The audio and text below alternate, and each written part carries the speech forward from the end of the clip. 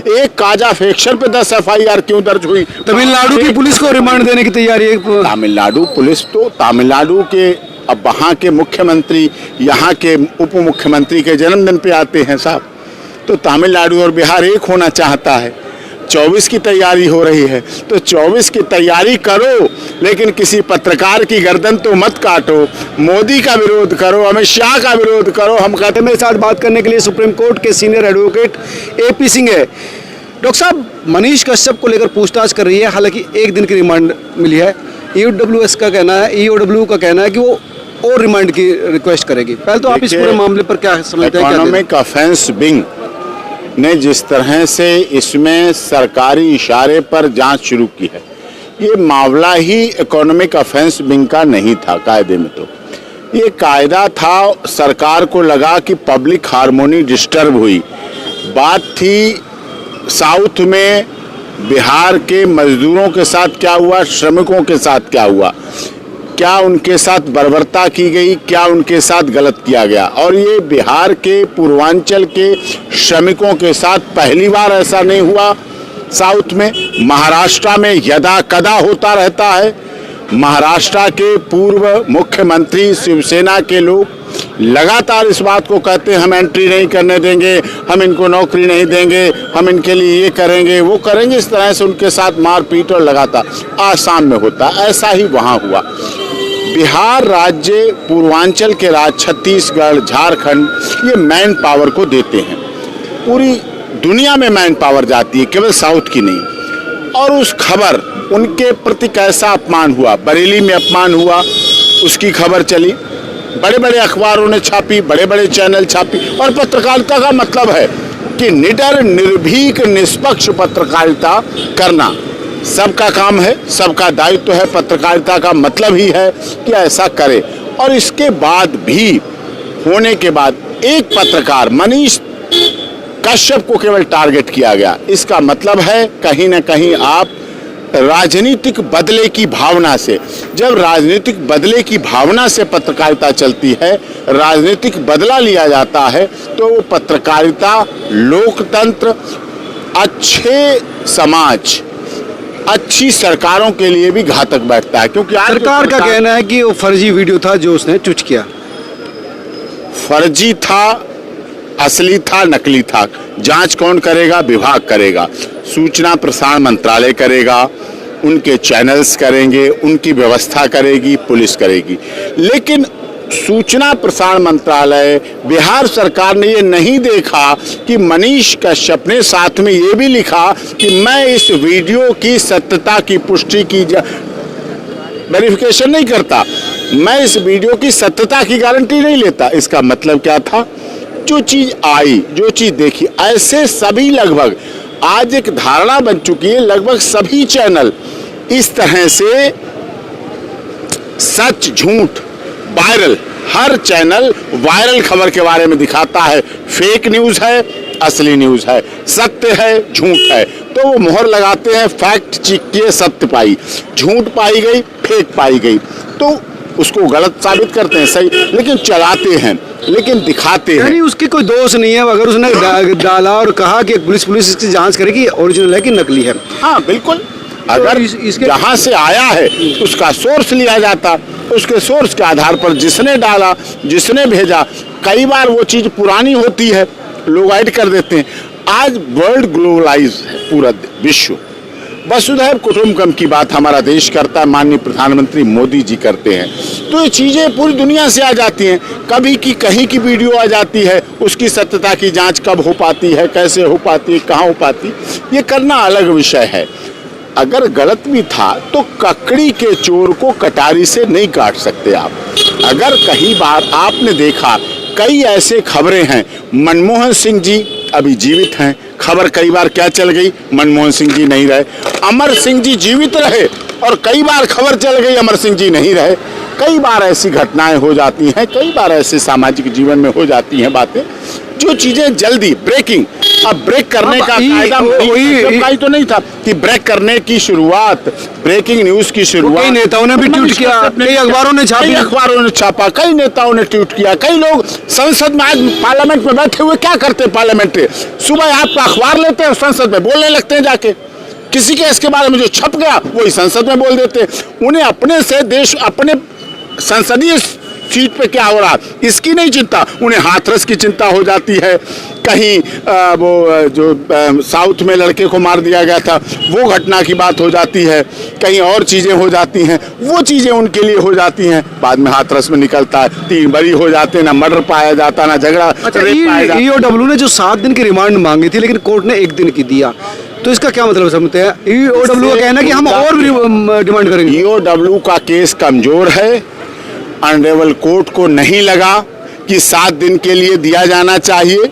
उन्हें पता है जो व्यक्ति खुद सरेंडर किया है, खुद सरेंडर हुआ है, खाते आपने सीज कर दिए, खाते उसके पास, आपके पास हैं, आप रिकवरी कर चुके हैं, देख चुके हैं, तलाश कर चुके हैं, और उसके बाद आप रिमांड और मांग रहे साथ, इसका मतलब आप केवल हरासमेंट करने के लिए।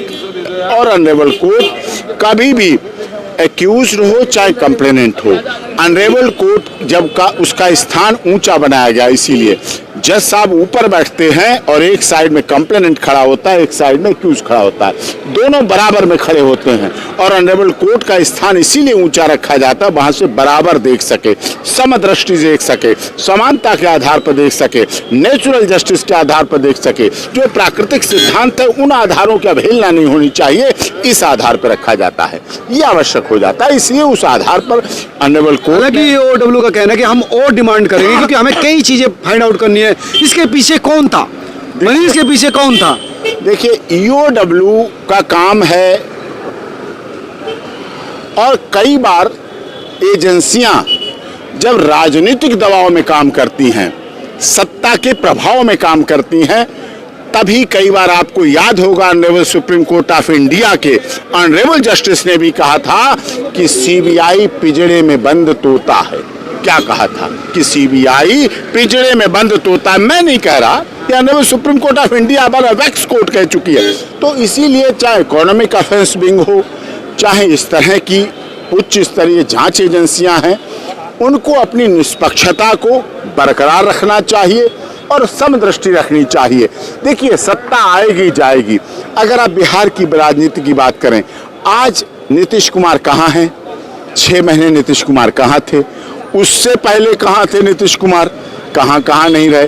रामविलास पासवान जी अब दुनिया में नहीं है, बिहार के बड़े नेता थे, दलितों के नेता थे, कहाँ कहाँ राजनीति में नहीं रहे, किस किस पार्टी में नहीं रहे। केंद्र में ऐसी कोई पार्टी नहीं रही जिसमें वो मंत्री नहीं रहे। तो सरकार का और ईओडब्ल्यू का ये मानना है, ये सोचते हैं कि इसके पीछे विपक्ष यानी बीजेपी की चाल हो या विपक्ष के नेताओं की चाल हो, तो वो चीजें गुलवाने के लिए और रिमांड चाहिए इनको।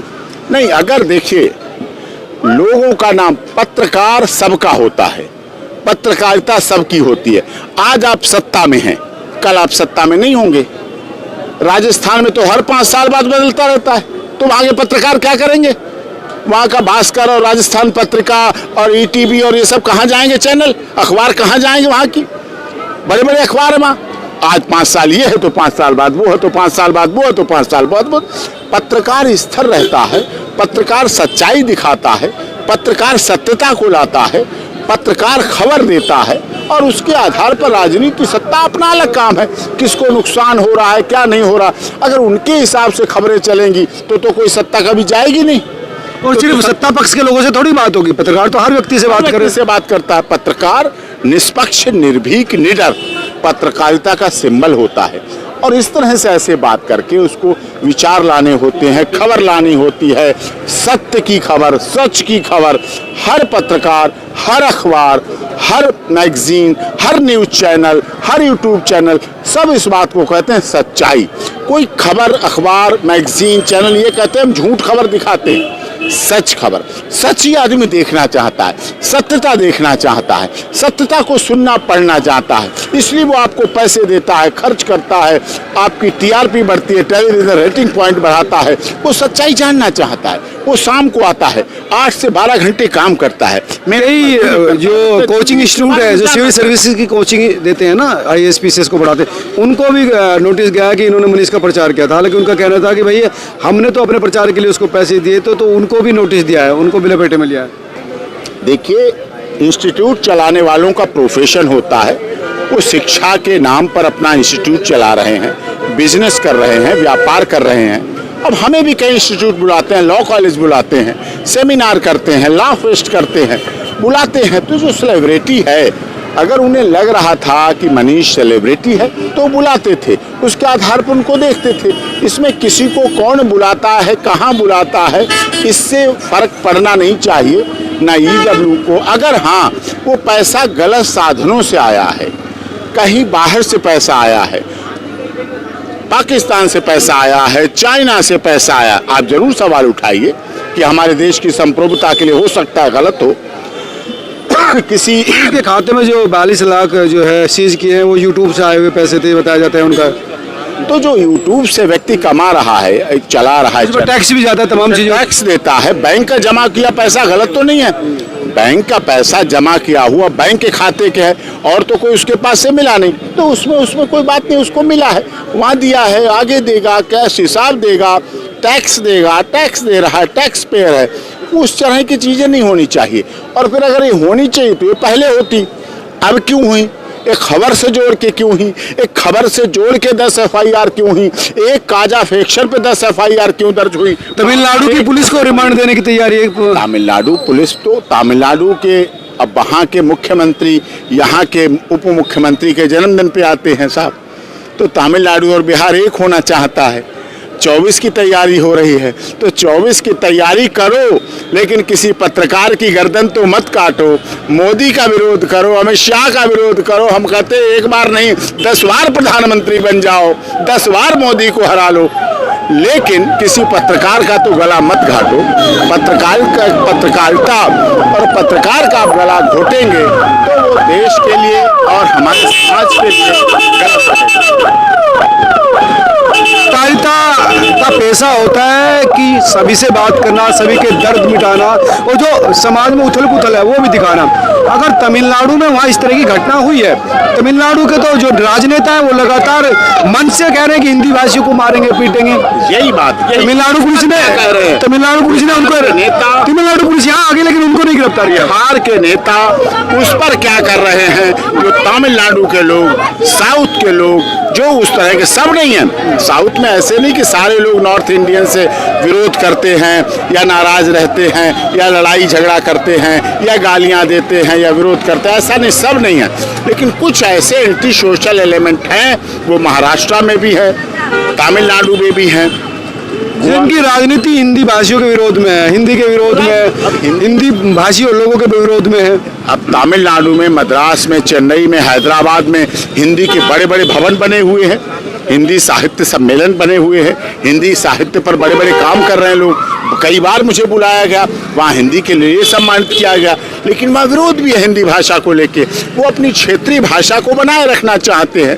क्षेत्रीय भाषा के आधार पर उनकी राजनीति चल रही है।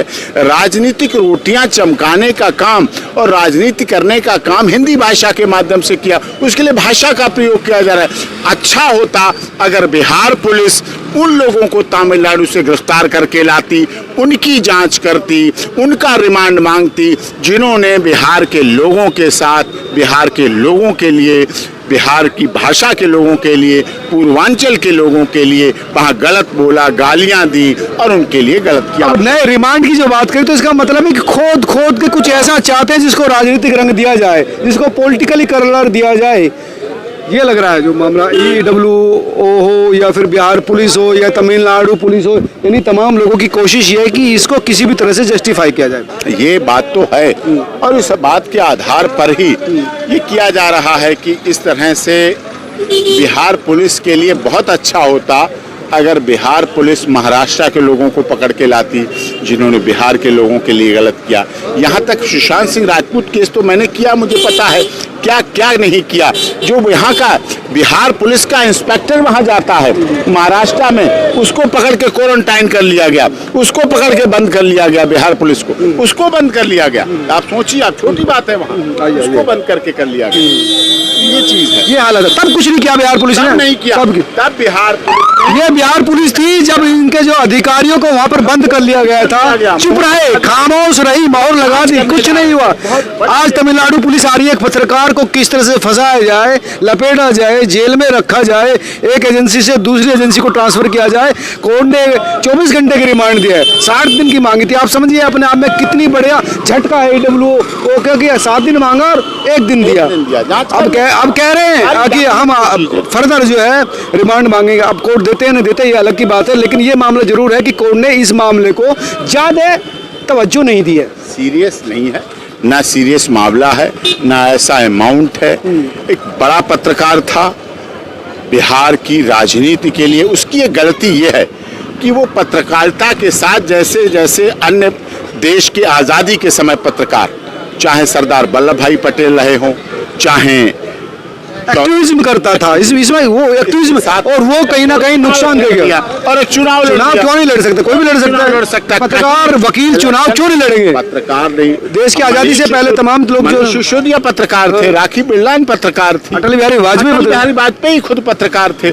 बड़े बड़े लोग आजादी के समय पत्रकार रहे हैं और छापी हैं, उन्होंने पत्रिकाएं छापी हैं। हिंदुस्तान अखबार कब का छपता था? उस समय वही लोग छापते थे जो बाद में सत्ता के किनारे पहुंचे। वहाँ तो उस समय की बात है। ये राजनीति में आना, मिशन से जो प्रोफेशन जो पत्रकारिता बनी है ना, उसकी वजह से कई चीजें बदल गई है। क्योंकि अखबारों पर कार्रवाई नहीं हुई, न्यूज चैनल पर कार्रवाई नहीं, जो बड़े ब्रांड थे, छोटे यूट्यूबर को फंसाने की कोशिश की जा रही है। देखते हैं कितने कामयाब होते हैं, लेकिन आप सिर्फ फंसा सकते हैं, हौसलों को तोड़ नहीं सकते।